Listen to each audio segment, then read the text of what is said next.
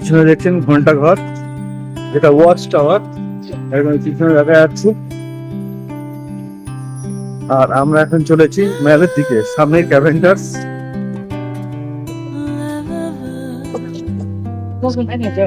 আমরা এখন রুম থেকে বেরোলাম, কিরকম কুয়াশা ছিল, মেঘে মেঘে ভরে ছিল, যত এগোচ্ছি কিন্তু পরিষ্কার হয়ে গেল। দার্জিলিং এর ওয়েদার এরকমই, এখনই মেঘ তো এখনই রোদ ঝলমল একটা ওয়েদার।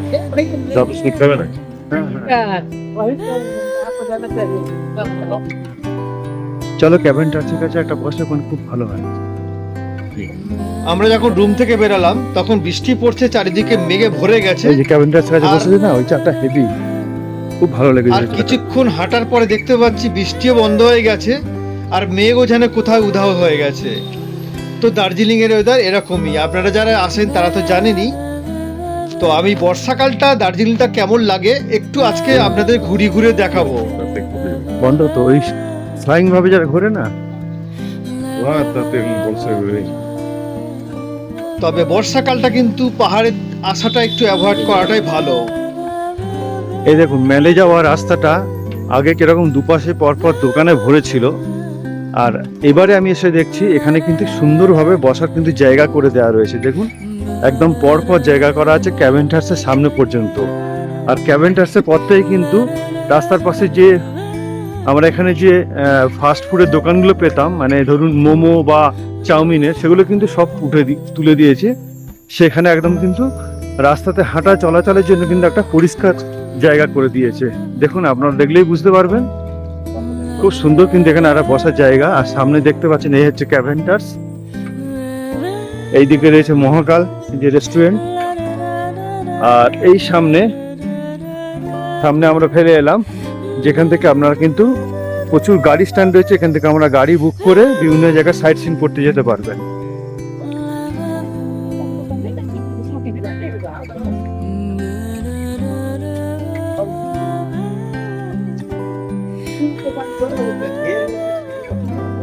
এই সাইডটা দেখুন, এখানেও সুন্দর করে বানিয়ে দেওয়া রয়েছে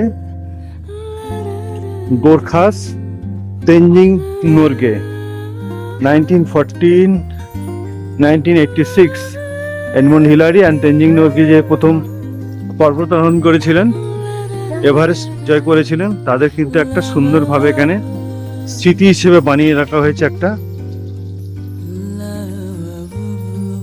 দার্জিলিং ওয়ার্ল্ড নিসেস প্লেস। খুব সুন্দর, খুব সুন্দর।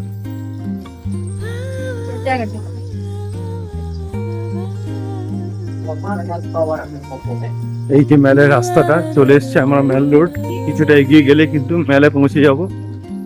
আর এখানে বসে আছে চাওয়ালা, দেখে একটু চা খেয়ে নি।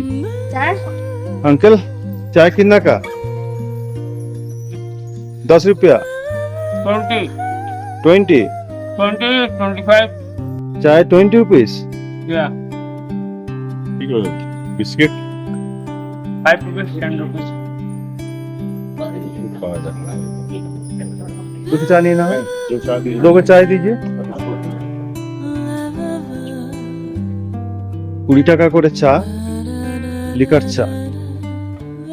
मीठा कहाँ हो तो लिकर दीजिए, दूध वाला नहीं मैंने ऐसे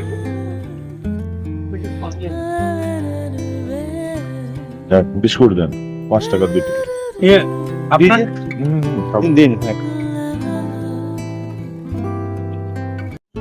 গুড মর্নিং বন্ধুরা, আপনাদের সবাইকে স্বাগত আরো একটা নতুন ব্লগে। আজকে 10ই সেপ্টেম্বর, বুধবার 2025। আমি দাঁড়িয়ে আছি এখন দার্জিলিং এর সেই বিখ্যাত সুপরিচিত ক্যাভেন্ডার্সের সামনে। পেছনে আমার রয়েছে ক্যাভেন্ডার্স। আমরা এসেছি এখানে 8 তারিখে, 8 তারিখ 9 তারিখ দুদিন ছিলাম, আজকে 10 তারিখ। আজকে আমরা এখান থেকে বেরিয়ে যাব এনজেপিতে, ওখান থেকে আমরা চলে যাব বাড়িতে। তো দার্জিলিং এ এখন বাজে 8:30 9টা মতো বাজে সকাল। দার্জিলিং এর সকালের দৃশ্যটা আমি আপনাদের সাথে শেয়ার করার জন্য আপনার ভিডিওটা করছি। আমার এর আগের ব্লগে আপনারা দেখেছিলেন আমি যেখানে সাইট সিন করতে গিয়েছিলাম, সেই সাইট সিনে কিছু কিছু ঝলক আপনাদের সাথে শেয়ার করেছি। আর মূলত দার্জিলিং এ এই সময়টা বর্ষাকাল, তো যার জন্য কিন্তু টুরিস্টের সংখ্যা অনেকটা অংশেই কম, সেটা আপনারা রাস্তাঘাটে দেখলেই বুঝতে পারবেন। আর আপনারা চারিদিকে দেখতে পাচ্ছেন যদিও এখন সকালবেলা 8:30 9টা বাজে, কিন্তু আমরা যখন দিনের বেলাও বেরিয়েছি তখনই কিন্তু রাস্তাঘাট যেরকম অন্যান্য সময় অন্যান্য মাসে বা সময় যেরকম রাস্তা পরিপূর্ণ থাকে মানুষের টুরিস্টে, সে তুলনায় কিন্তু একদম খালি বলা যায়। আর একদম এটা মেইন পয়েন্ট, এটাই হচ্ছে সেই গান্ধীর যে স্ট্যাচুটা বলে, এটাই তো গান্ধী, হ্যাঁ গান্ধী মোড় তো এটাই। তো এইখান থেকে দেখাচ্ছি, এটাতেই হচ্ছে আপনারা চলে যাবেন। এখানে প্রচুর হোটেল আছে, হোটেল সম্রাট আছে, হোটেল রামাদা আছে,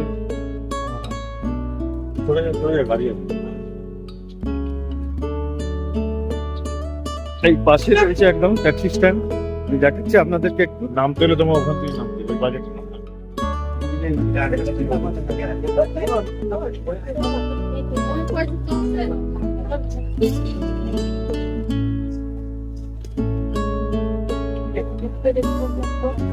সামনে মহাকাল, এদিকে শিবম। এখান থেকেও আপনার মেলে চলে যেতে পারেন।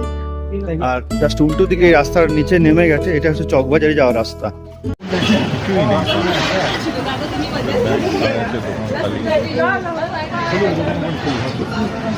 চলো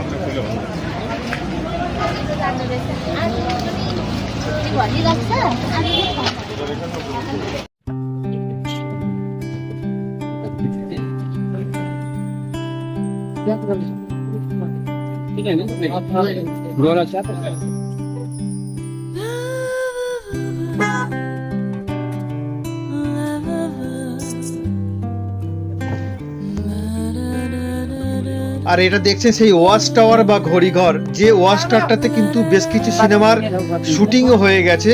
আপনারা তো জানেন বোধহয়, বরফি সিনেমা যেটা ছিল নামকরা একটা সিনেমা, তার কিন্তু অনেকটা অংশে শুটিং হয়েছে এই জায়গাটাতে।